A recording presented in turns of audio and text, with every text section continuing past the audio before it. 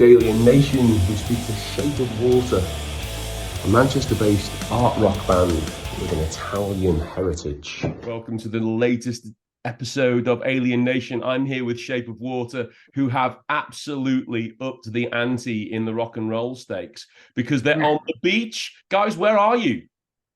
We are in Italy, San Benedetto del Tronto. It's the town where we are from. So we're just here on holiday and having a bit of fun and drinks. So I'm speaking to Luca and Russ. Am I pronouncing it Russ or Rox? What am I doing?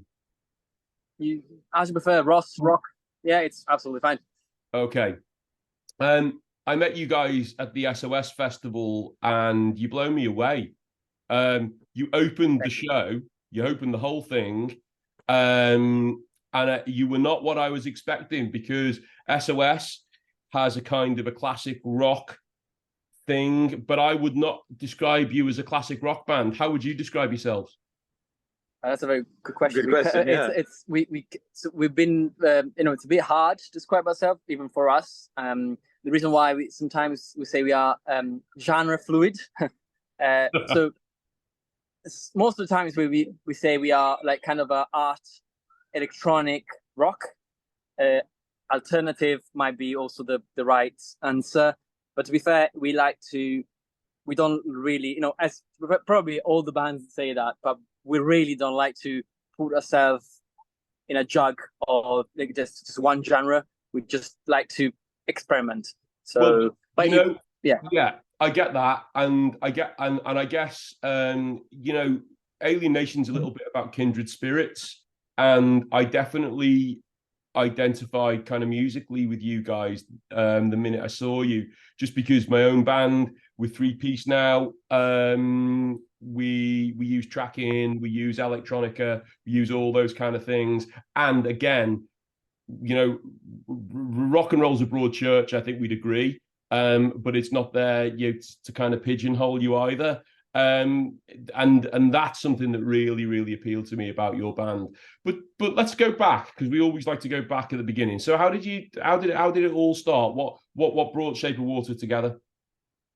Well, we started with another band called The Lotus. We started here, basically. Yeah, we started here with In another Italy. band called... Yes.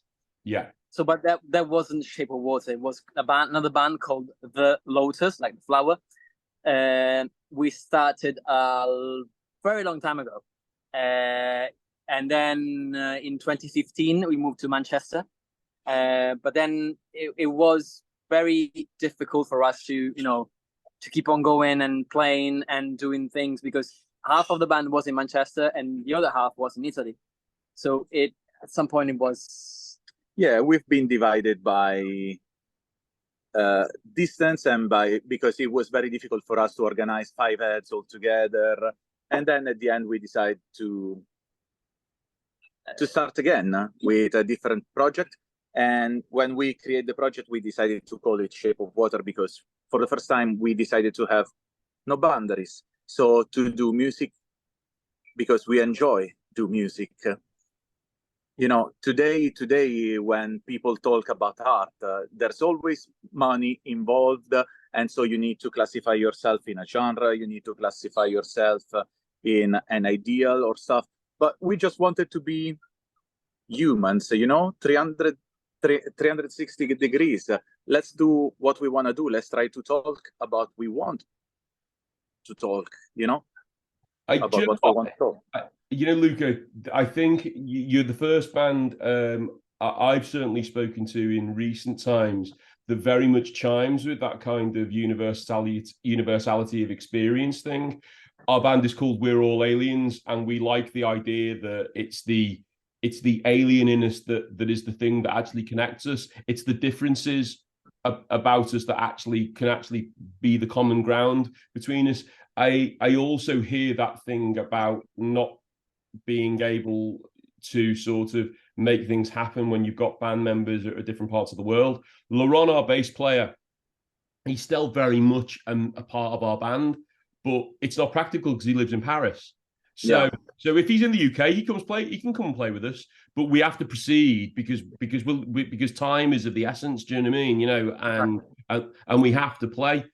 But you guys definitely come across to me as artists to your very souls. Do you know what I mean? And the fact that you put the art forward, everything about the visual aesthetic in your band is really striking and really dynamic. Was that like a sort of a deliberate thing that you wanted to do, or did it just emerge just because of the skill set that you bring? Well, I work as a photographer, video maker as well, so I like to express myself in that way as well. So considering ourselves as musicians, as artists, I think that everything comes with the package, you know.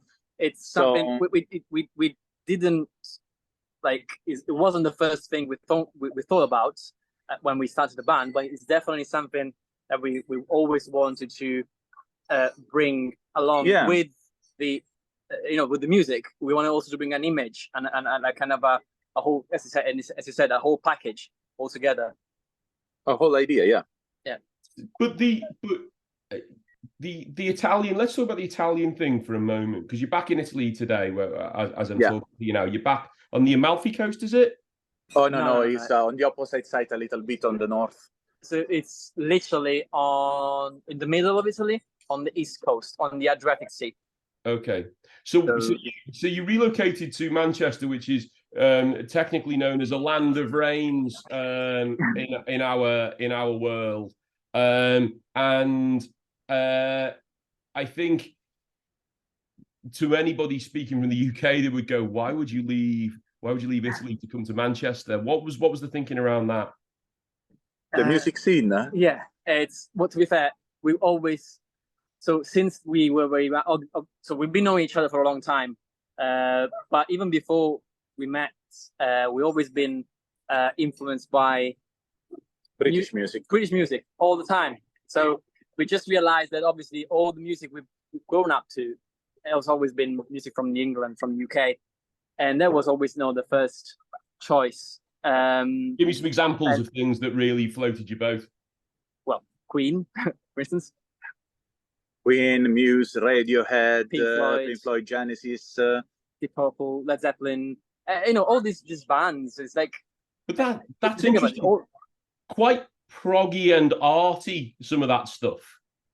Quite prog rock, quite art rock. I get it, right? No, I get it, right? Okay. And in Italy, what there must have been some kind of Italian flavor to it, though, in terms of like bands that you grew up listening to, or were there any like Italian language bands? Yeah, there is Vasco Rossi for me. I know there are some bands like Fiba. It was a rock band. That was actually really good. There was Dendre. It's a folk Italian singer.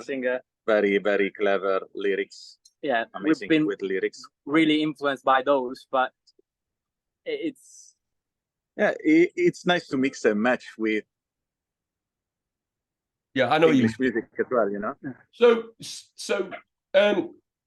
2015 was when you relocated to Manchester. The album, the most recent album, was October 2022. Is that right? Yeah. We actually, when we moved to Manchester, we had the first 2 years because we were with no money. We were working a lot. It seems in the beginning it seemed impossible for us to write new music. We were a kind of bit depressed, and this is the reason why we started Blank New in 2018, and we decided to do Shape of Water, just because we had to move on. Yeah, it seemed to us that the Lotus was something from the past that we have to. It was like a burden we couldn't carry anymore, and we had to let it go, and then. That's the reason why obviously we started. Yeah, we were kind of depressed because we were talking and it was impossible for the both of us write new music, like hours on the screen and white. As soon as we decided to move on, we started to pick the first ideas that came to our mind, and from there everything started to flow, And yet you weren't perturbed by the greatest act of self-mutilation in UK history with Brexit. You decided to stay in the United Kingdom. Did that not affect you at all? Did that not impede your thinking?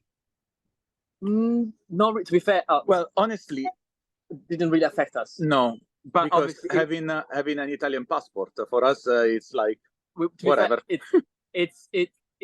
well, obviously it affected a lot of people, but not us in terms of bureaucracy or things like that. It was kind of something we didn't want to, and that happened, but it didn't affect anything in terms of music, at least for us. And to be fair, we actually feel a bit privileged from some points of view, because you know, considering that I am working in an Italian restaurant that demands high skills and good knowledge of the Italian cuisine, and for me the Brexit was even better, because in a certain point we started to lack people with this knowledge from Italy, and so for me it meant like a higher pay. So at the end, it wasn't that bad. So it had all the economic benefits. But what about as like touring musicians? Because obviously in your biog stuff, you don't really even mention Italy. You know, so you identify, or you consider yourself a Manchester-based band. But has opportunity arisen to sort of tour internationally or play international gigs? We actually did play in Belgium this year. And Italy, but as we said, it didn't affect us that much because we got Italian passports. So it's from the EU, so it wasn't even. But to be fair, we actually drove from Manchester. We drove from Manchester to Belgium, and our drummer is from Sheffield, and it didn't seem we had any much problem. But just because if you think about our gigs are like small gigs, but like big bands. I'm sure there are definitely some problems that need to be resolved, which we are not aware of them yet. But yeah, Brexit for sure. It wasn't the most clever thing in the world. Yeah, definitely not. You know what? It comes up in so many conversations, but I'm always fascinated when I talk, because you know I don't hide my anti-Brexit opinions. You know, I thought it was a bad idea at the time. I still think it's a bad idea now. Well, if you think about it, it's something very stupid. Okay, we are talking about the world that there is craving for connection, that is getting smaller and smaller, always more globalized. And in a certain point, there is someone that say, you know what, I'm out. Yeah, I know. I know, but we'll be wrestling with that one for years, I think, Luca. So you have new music coming up very soon. Tell me about that. We definitely, we are now in the process of writing new. Actually, we wrote already some new music. It's not going to be out soon, probably next year. Okay. But so what happened is that we started writing new music, to be fair, a long time ago. But we decided that from June we wanted to have most of the material ready, and then now we are starting to plan what's going to happen next year. The thing is, sorry, the train is passing. I can't hear it. Oh, perfect. The thing is, we for the next releases, we want to try to be a bit more. We want to focus more on events instead of the standard, you know, single, then album. We want to try and make it a bit more unique. Yeah. So, but we definitely have written. We got new music written, and we are working on a crazy way to. No, not crazy. A different way to promote them. To promote the release. Yeah. Can you talk about that at all? Yes. Go on then. Oh, you mean publicly? Not yet, because you know. Or how have the ideas formulated themselves yet? Shall we talk about Naked? So we have a song. It's called Naked. Okay. So we were thinking to. different ways to promote the song. And we'll think maybe we could actually do an event, like a live event with everybody naked. That's an idea. Yeah, we want to do an event. We are already thinking about the place and the time to make it. But yes, we would like to have all the audience naked and us on the stage naked. Everybody naked. It sounds like coincidental then that I'm talking to two Italian guys who clearly got no clothes on at the moment. Well, certainly from the waist up, I hope. But it doesn't matter. This is not a child-friendly podcast. So, like, in terms of gigs in the calendar, is there anything that's coming up that you're really looking forward to? Oh, we're definitely really looking forward to play in August. We're actually going to play a few times. We're going to play at Sapfest on the 4th of August. Then we're going to play at the Sheffield Academy on the 27th. Amazing. Yeah, and the 28th is still hasn't been announced yet, but we will play in Bury on the 28th. So a very, very interesting festival. So yeah. Looking forward for August, honestly. At Sapfest, because we played there already twice. Yeah. So this time is going to be the third time. So we thought, okay, maybe this time, because we played always pretty much the same songs, but this time we're going to play some songs we haven't. I mean, we played these songs already a few times, but like probably a couple of times. Yeah. So we want to bring something different this time. Amazing.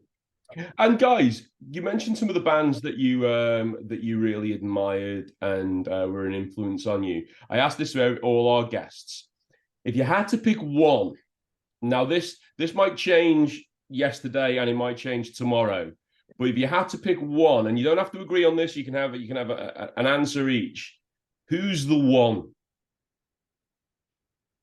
I mean, I know it's very. I shouldn't say that, but I would pick Queen.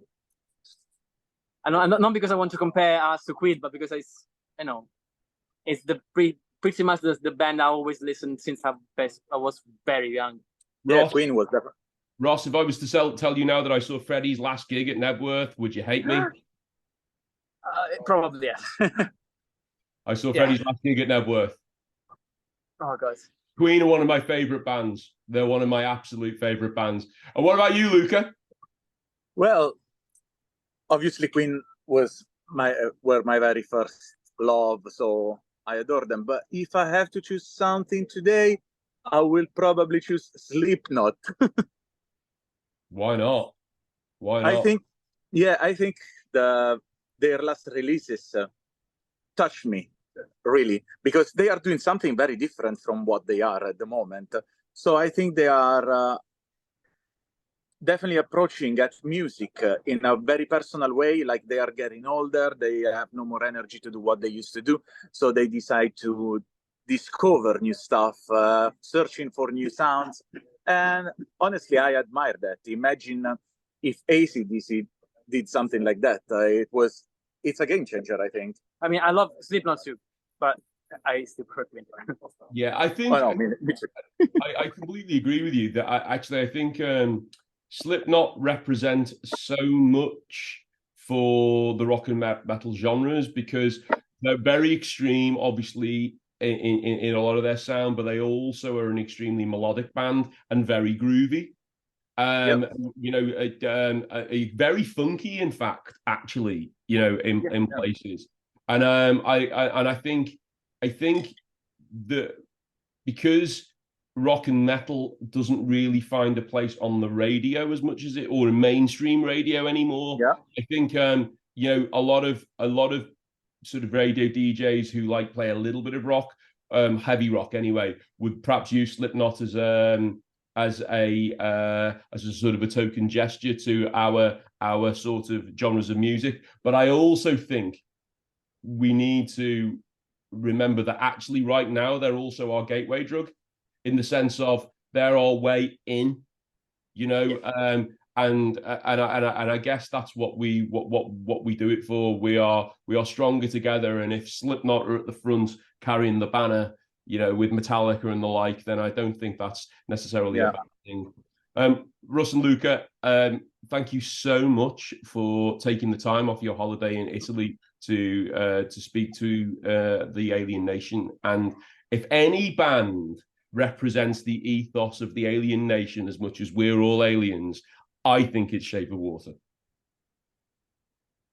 Thank you, JJ. That's very nice Thank to you hear. so much. Cheers, guys.